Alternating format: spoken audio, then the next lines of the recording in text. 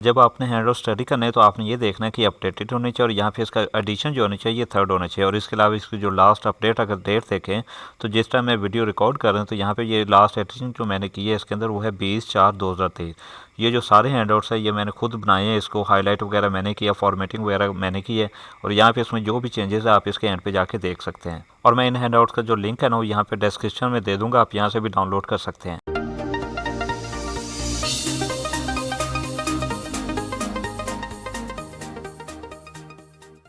Topic 161 की अगर बात करें तो डिफरेंट जो सिंक्रोनाइजेशन ऑब्जेक्ट्स हैं, जैसे क्या था, क्रिटिकल सेक्शन था, म्यूटिक्स था, सीमाफोर था, तो वहाँ पे हर एक किसी के अपने नुकसान थे। लेकिन क्या है कि यहाँ पे जो क्रिटिकल सेक्शन है यहाँ पे इसका जो ओवरहेड यानी कि नुकसान है ना वो कम है। अब यहाँ पे क्या कर सकते हैं, थोड़ी सी मेहनत के थ्रू हम इसकी परफॉर्मेंस को इम्प्रूव कर सकते हैं। अगर क्रिटिकल सेक्शन की यहाँ पे बात करें तो ये यूजर स्पेस के अंदर काम करता है, यहाँ पे इसको कर्नल स्पेस की ज़रूरत नहीं होती। ये चीज़ आपको एमसीक्यूज़ में आती है। और इसी तरह अगर बात करें जैसे दूसरे जो हमारे पास सिंक्रोनाइजेशन ऑब्जेक्ट्स थे जैसे म्यूटिक्स था, तो म्यूटिक्स को क्या इन्वोक यानी कि इसे कॉल करने के लिए कर्नल कॉल की ज़रूरत पड़ती थी। यानी जैसे हमने बात की थी ना रिलीज म्यूटिक्स, अगर इस एपी को कॉल करते हैं तो वहाँ पे जो होती है कर्नल कॉल हमें करना पड़ती है। तो ये चीज़ आपको एमसीक्यूज़ में आते हैं। और इसी तरह का यहाँ पे बात करें लॉक बिट ऑन, यहाँ पे इसमें आपने ये दो चीज़ें याद रख ली हैं। ये आपको शॉर्ट क्वेश्चन या लॉन्ग क्वेश्चन वगैरह में आ सकती हैं। वो आपसे ये पूछ सकते हैं कि आप क्रिटिकल सेक्शन की परफॉर्मेंस को कैसे इंप्रूव कर सकते हैं, या आपसे ये पूछ सकते हैं कि लॉक बिट ऑन इसको आप एक्सप्लेन करें या लॉक बिट ऑफ को इसको एक्सप्लेन करें। तो यहाँ पे जब लॉक बिट ऑन होता है ना, यहाँ पे क्या होता है, आप जब थ्रेड होता है ना यहाँ पे क्रिटिकल सेक्शन को सबसे पहले हासिल करने की कोशिश कर रहा है, कैसे कर रहा होता है, इंटर क्रिटिकल सेक्शन इस एपीआई को कॉल करता है। अगर क्या होता है कि जो लॉक बिट होता है ना वो ऑफ होता है, तो यहाँ पे इसका मतलब होता है कि कोई भी जो थ्रेड है ना हमारा क्रिटिकल सेक्शन के अंदर नहीं है। और यहाँ पे क्या होता है कि जो लॉक होता है ना यहाँ पे ऑटोमेटिकली उसको सेट कर दिया जाता है और ऑपरेशन जो होता है ना क्रिटिकल सेक्शन के अंदर स्टार्ट कर दिया जाता है। अब यहाँ पे क्या होता है कि जो क्रिटिकल सेक्शन के अंदर एंट्री होती है और जो एग्जिट होता है ना वो बहुत ही जल्दी हो जाता है, फास्ट हो जाता है। और इसके लिए जो बहुत ही थोड़ी इंस्ट्रक्शन हमें रिक्वायर होती हैं और इसकी जो आईडी होती है ना वो CS डाटा स्ट्रक्चर के अंदर स्टोर कर दी जाती है। और सेकंड नंबर पे यहाँ पे रिकर्सिव कॉल का जो स्टेटस होता है ना, रिकर्सिव कॉल का मतलब है कि जितनी बार भी एंटर क्रिटिकल सेक्शन इसको कॉल करता है ना, यानी इसके अंदर आने की कोशिश कर रहा होता है ना, वो वाली चीज़ जो होती है ना वो इसके अंदर स्टोर कर दी जाती है। अब यहाँ पे जो रिकर्जन ओवरहेड है ना यानी ये जो प्रॉब्लम है, तो इसको भी क्रिटिकल सेक्शन है ईजिली हैंडल कर लेता है। और सेकंड नंबर की अगर बात करें तो यहाँ पे लॉक बिट इज ऑफ। तो यहाँ पे क्या होता है कि जब क्रिटिकल सेक्शन के अंदर जाने के लिए कोई थ्रेड एंटर क्रिटिकल सेक्शन इसको जब बार बार कॉल कर रहा होता है ना, तो वहाँ से आगे क्या होता है कि लॉक बिट जो होता है वो ऑफ मिलता है। ऑफ का मतलब है कि उसके अंदर कोई ऑलरेडी थ्रेड है। तो यहाँ पे क्या होता है कि जो इसका थ्रेड होता है ना ये टाइट लूप के अंदर आ जाता है। टाइट लूप का मतलब है कि ये रिपीटली चेक करता रहेगा कि लॉक बिट है वो अब ऑन है कि अब ऑफ है, इस तरह यानी कि बार बार कोशिश करता रहेगा जब तक कि इसको यहाँ पे जो लॉक बिट है ना वो ऑन नहीं मिल जाती, यानी इसको एक्सेस नहीं मिल जाती क्रिटिकल सेक्शन के अंदर जाने की। अब यहाँ पे क्या है, इस चीज़ के लिए जो चीज़ यूज़ की जाती है वो स्पिन काउंट होता है। तो यहाँ पे स्पिन काउंट का इस्तेमाल होता है। स्पिन काउंट की मदद से ये पता चलता है कि कितना टाइम जो है टाइट लूप के अंदर अपना वेस्ट कर रहा है, यानी इस चीज़ को कि लॉक बिट को टेस्ट करने के लिए कितना टाइम अपना लगा रहे हैं। और यहाँ पे क्या होता है कि अगर लॉक बिट है ना वो बार बार चेक कर रहा है और यहाँ पे प्रोसेसर को कोई चीज़ भी वापस नहीं मिल रही, तो वहाँ पे क्या होगा कि वेट फॉर सिंगल ऑब्जेक्ट ना इस चीज़ को खत्म कर दिया जाएगा, यानी इसका वेट करना बंद कर दिया जाएगा। और इसी तरह अगर स्पिन काउंट की बात करें तो यहाँ पे पता चलता है कि इसने कितने नंबर ऑफ टाइम जो है ना इसने रिपीट करने की कोशिश की है, यानी जो क्रिटिकल सेक्शन था ना उसके अंदर एंटर होने की कोशिश की है। तो क्या होता है कि जब एक थ्रेड होता है ना अपनी वर्किंग जो होता है ना क्रिटिकल सेक्शन के अंदर कंप्लीट कर लेता है ना, तो उसके बाद लीव क्रिटिकल सेक्शन इसको यूज़ करता है। हमने पिछले कुछ लेक्चर में देखा था कि जब भी उसने लीव करना है ना तो यहाँ पे लीव क्रिटिकल सेक्शन इसको लाजमी तौर पर यूज़ करता है। अब जब ये काम करता है ना तो लॉक बिट जो होता है ना उसको वो टर्न ऑफ कर देता है और उसके बाद यहाँ पे जो कर्नल होता है ना इसको भी इन्फॉर्म कर देता है। कैसे, यहाँ पे कोई भी एपीआई यूज़ कर लेते हैं, जैसे रिलीज सीमाफोर है ना, अगर इसको यूज़ कर लेगा तो इसका मतलब कर्नल को भी पता चल गया कि यहाँ पे जो थ्रेड वर्किंग कर रहा था ना तो वहाँ पे उसने क्रिटिकल सेक्शन के अंदर वर्किंग कंप्लीट कर ली है और यहाँ पे कोई न्यू थ्रेड है ना वो क्रिटिकल सेक्शन के अंदर आ सकता है। तो यहाँ पे इस टॉपिक से एक तो आपने ये एमसीक्यू देख लेना, सेकंड नंबर पे आपने ये देखना है कि लॉक बिट इज ऑन इसका क्या मतलब है, और इसी तरह लॉक बिट इज ऑफ इसका क्या मतलब है। टॉपिक 162 की अगर बात करें तो यहाँ पे setting the spin count. Spin count में हमने ये देखा था कि यहाँ पे जो भी होता है हमारा थ्रेड वगैरह होते हैं ना वो कोशिश कर रहे होते हैं उस स्पिन काउंट के ऊपर डिपेंड कर रहे होते हैं, यानी जितनी हम स्पिन काउंट के अंदर यहाँ पे लिमिट लिख देंगे तो उतनी बार ही जो थ्रेड है ना वो ट्राई करेगा। तो यहाँ पे जो स्पिन काउंट की अगर वैल्यू की बात करें तो यहाँ पे इसको सेट करने के लिए बहुत सारी चीज़ें को हमें अपने माइंड में रखना पड़ता है। तो यहाँ पे स्पिन काउंट की वैल्यू हम दो तरीके से सेट कर सकते हैं। ये चीज़ें आपने याद रखनी है, आपको शॉर्ट क्वेश्चन एमसीक्यूज में आ सकती हैं। पहले नंबर पे तो ये कि हम जो स्पिन काउंट की वैल्यू सेट कर सकते हैं ना, वो at the time of initialization, यानी जब भी हम प्रोग्राम लिख रहे हैं तो उसके स्टार्ट पे भी हम इसको सेट कर सकते हैं। कैसे? यहाँ पे हम इस एपीआई को कॉल करेंगे, initialize critical section and spin count. तो यहाँ पे इस एपीआई को जब कॉल करेंगे तो उसकी जो भी वैल्यू दे देंगे, यानी 10 दे दें, 15 दे दें, तो वहाँ पे उसका मतलब है कि इतनी दफ़ा थ्रेड अपनी ट्राई कर सकेगा।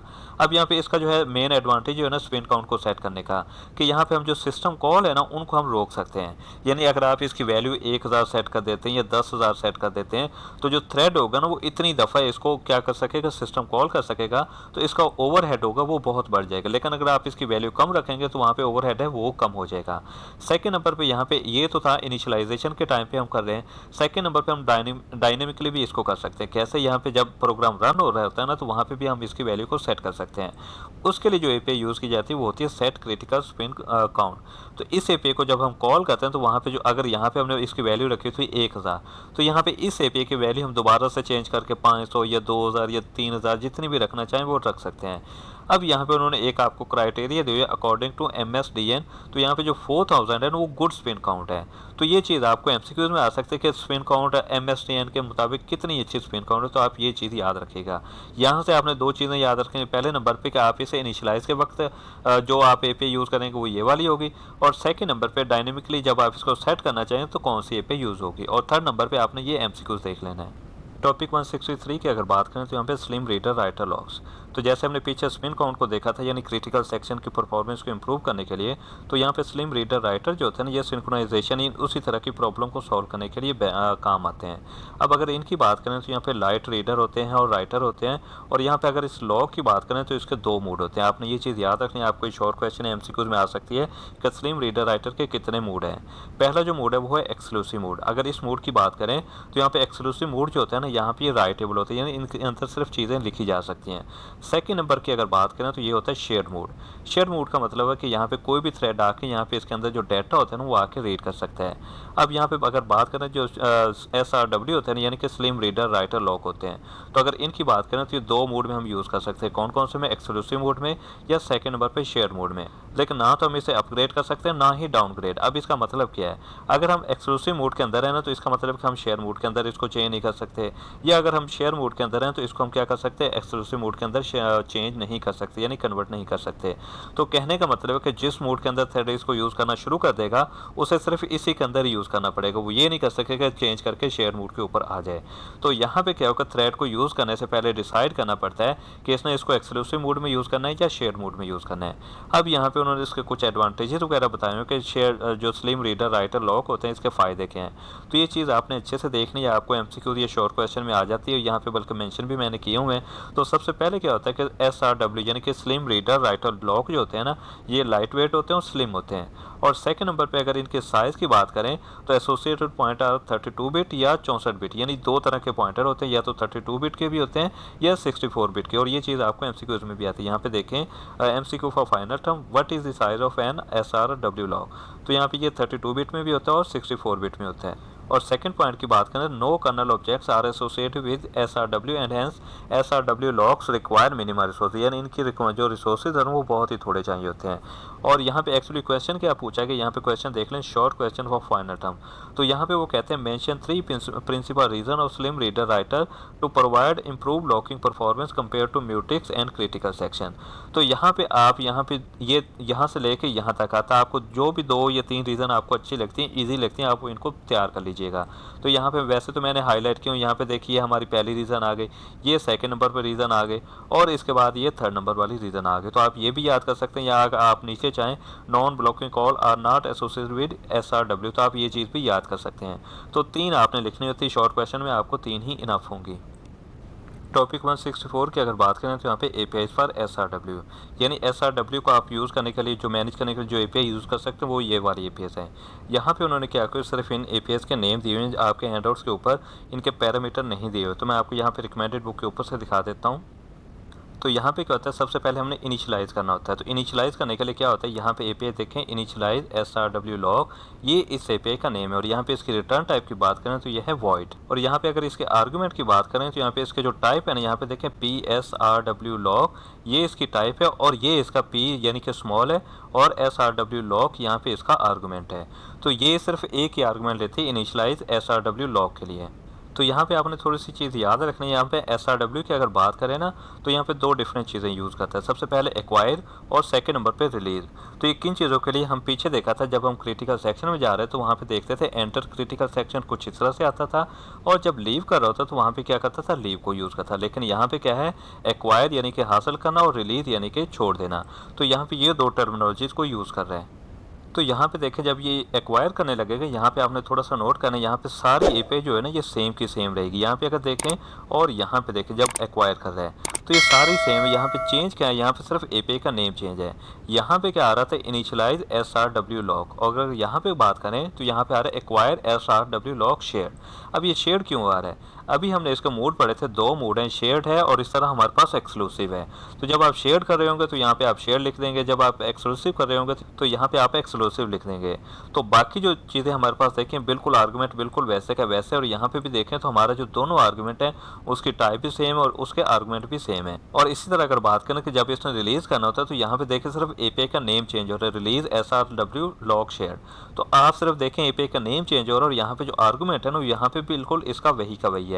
तो तीनों की बात अगर करें तो तीनों में जो आर्गुमेंट है वो सबके सेम है। जो चीज़ चेंज हो रही है ना वो सिर्फ क्या हो रहा है, नेम चेंज हो रहा है। यहाँ पे इसका इनिशियलाइज SRW लॉक आ रहा है, यहाँ पे एक्वायर SRW लॉक आ रहा है शेड, और यहाँ पे रिलीज SRW लॉक शेड आ रहा है। और इसी तरह हम सेकंड का देखेंगे एक्सक्लूसिव। तो यहाँ पे क्या होगा कि शेड की जगह क्या आ जाएगा, सिर्फ एक्सक्लूसिव आ जाएगा, और यहाँ पे बाकी जो सारे आर्गुमेंट और जो रिटर्न टाइप है वो सारी सेम की सेम ही रहने वाली है। तो यहाँ पे देखिए हमारे पास लास्ट पे आ गए, यहाँ पे एक्सक्लूसिव सिर्फ नेम चेंज हो गई। यहाँ पे पहले क्या आ रहा था, शेड आ रहा था, और अब यहाँ पे क्या आ रहा है, एक्सक्लूसिव आ रहा है। और यहाँ पे देखें हमारे पास जो बाकी चीज़ें वो बिल्कुल सेम एज इट इज़ आ रही हैं। तो इसका मतलब है कि आप सिर्फ इस एक एपीआई को यूज़ कर लें, यहाँ पे इसको याद कर लें, तो बाकी आपको आर्ग्यूमेंट हैं जो सारी चीज़ें वो आपको ऑटोमेटिकली याद हो जाएंगी। ये चीज़ें आपने याद रख लेनी, आपको हो सकता है शॉर्ट क्वेश्चन या MCQs वगैरह में आ जाएँ। तो यहाँ पे देखिए पिछले टॉपिक में हमने जो चीज़ पढ़ी तो यही दोबारा बता रहा है कि जब आप शेयर मोड में होते हैं और चाहते हैं कि सिर्फ रीड किया जाए तो आप शेयर मोड यूज़ करें थ्रेड के लिए। और सेकंड नंबर पे जब चाहते हैं कि थ्रेड जो है ना वो राइट भी कर सके तो वहाँ पे कौन सा मोड यूज़ किया जाना है, वो एक्सक्लूसिव मोड को यूज़ किया जाना चाहिए। ये चीज़ भी आप याद कर लीजिएगा, ये चीज़ आपको MCQs में आ सकती है। टॉपिक 165 की अगर बात करें तो यहाँ पे इम्प्रूव लॉकिंग थ्रू SRW। तो जो SRW का मेन एडवांटेज है ना वो ये है कि यहाँ पे शेयर मोड आप यूज़ कर सकते हैं। और शेयर मोड का फ़ायदा क्या होता है कि जो भी आपने लॉक वेरिएबल वगैरह किया होता है ना तो उसको भी आप रीड कर सकते हैं। पीछे हमने देखा था कि जब अगर कोई थ्रेड होता है किसी वेरिएबल को लॉक कर लेता है तो वहाँ पर उसको कोई भी दूसरा थ्रेड उसका एक्सेस नहीं कर सकता था। लेकिन यहाँ पर क्या कि अगर शेयर लॉक लगा भी हुआ है ना तो फिर भी वहाँ पर उसके ऊपर रीडिंग की जा सकती है। और यहाँ पर मेन एडवांटेज है कि जो दूसरे थ्रेड है वो सिर्फ रीड करना चाहते हैं तो इसको रीड करके और जो टाइम वेस्ट होने से उसको बचा सकते हैं। यानी ये नहीं वेट उनको करना पड़ेगा कि पहला थ्रेड जो है उनको लीव करे तो वहाँ पे मैं जाके इसको रीड कर सकूँ। सेकेंडली बात करें तो यहाँ पे जो SRW होते हैं वो लाइट वेट होते हैं और इनकी इम्प्लीमेंटेशन जो होते हैं वो बहुत ईजी होती है। क्यों ईजी होती है, क्योंकि इनके रिसोर्सेज जो होते हैं वो बहुत थोड़े रिक्वायर होते हैं। और इसी तरह अगर बात करें तो यहाँ पे रिकर्जन को अलाउ नहीं करते, क्योंकि रिकर्जन में क्या होता है कि मेन जो स्टॉक होता है ना, स्टैक होता है, उसको हमें मेनटेन रखना पड़ता है। और इसके लिए जो हमें चीज़ चाहिए होता है वो टाइम चाहिए होता है, और इसमें ज़्यादातर हमें एग्जीक्यूशन की ज़रूरत होती है, यानी कि हमें जो टाइम है ना इसके ऊपर लगता है। और इसी तरह अगर यहाँ पे SRW की बात करें तो यहाँ पे इसकी जो एग्जीक्यूशन है वो ट्वाइस फास्टर, यानी कि 2 दफ़ा ज़्यादा फास्टर है किसके बजाय, क्रिटिकल सेक्शन के। तो ये चीज़ आपको MCQs में पूछ सकते हैं कि यहाँ पे आप बेनिफिट बताएं SRW लॉक के। तो आप एक तो ये लिख सकते हैं कि जब ये अगर शेयर मोड में इसे यूज़ कर रहे हैं तो किसी दूसरे थ्रेड में अगर इसको शेयर लॉक भी कर रखा होगा तो वहाँ पे उसका वेट करने के बजाय क्या उसको रीड कर सकेगा। और सेकंड नंबर पे यहाँ पे आप ये लिख सकते हैं कि SR जो होते हैं वो लाइट वेट होते हैं। और थर्ड नंबर पे ये लिख सकते हैं कि ये रिकर्जन को अलाउ नहीं करते, तो इस वजह से क्या है कि ज़्यादा टाइम और एग्जीक्यूशन ये रिक्वायर नहीं होती। और इसी तरह आप ये भी लिख सकते हैं कि इसकी जो परफॉर्मेंस होते हैं ऑलमोस्ट 2 टाइम फास्टर होती है किससे, क्रिटिकल सेक्शन के। तो ये आप 2-3 पॉइंट यहाँ पे लिख सकते हैं। इसके साथ हमारे वीक नंबर 14 के लेक्चर वो एंड हो जाते हैं।